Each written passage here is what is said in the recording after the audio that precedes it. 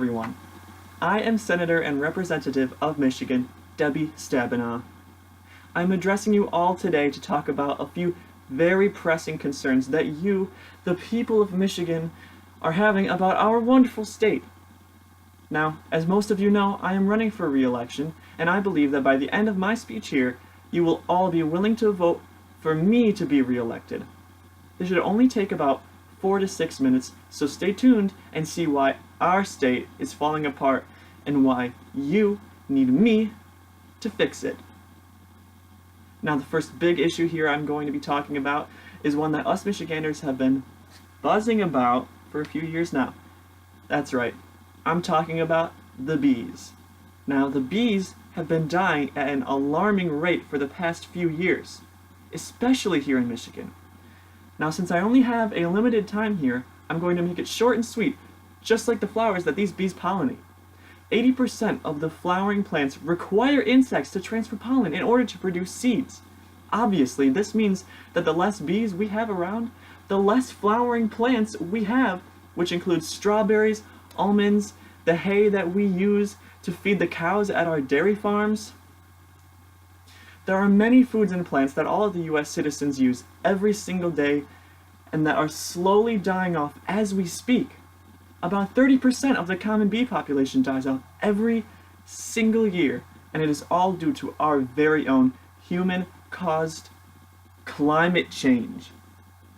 In my campaign, I plan on doing a number of things to stop this from continuing. Michigan has a lot of farmland, which is perfect for bee habitats. If re-elected, I will be putting up hundreds and hundreds of bee habitats across Michigan. Not only that, but I will be using the same farms to plant thousands upon thousands of plants and flowers across our great state. Once new plants are planted, they will be pollinated by the bees, which feeds them, keeping them alive and able to expand in population. These are just a few examples of the steps I will be taking in order to keep the common bee population alive and blooming in Michigan. The next issue I will be addressing is probably one of the biggest issues we face here in Michigan. It is one that everyone can agree on, and that is that the roads are in terrible condition. All across our beautiful state, there are potholes, cracks, construction, and so on that really take a toll on our everyday lives. Roughly 56% of the roads in Michigan are in poor condition, and it is a fact that 14% of Metro Detroit's bridges have plywood underneath them in order to keep crumbling concrete from falling onto the traffic below. Now, without this plywood, we would be able to see the bad condition in which these bridges are in, and we would see the concrete that is continually breaking off and is at risk of falling and injuring unsuspecting drivers. Potholes and other things in the roads, such as cracks, lead to an extensive amount of vehicle repairs for many, many Michigan citizens. Now, to stop this from happening, I will be putting a lot of our funds towards road repairs, speeding up construction that slows you down on your way to work, and so on. But remember, this can only happen if you re-elect me. So I'm sure you will all make the right decision.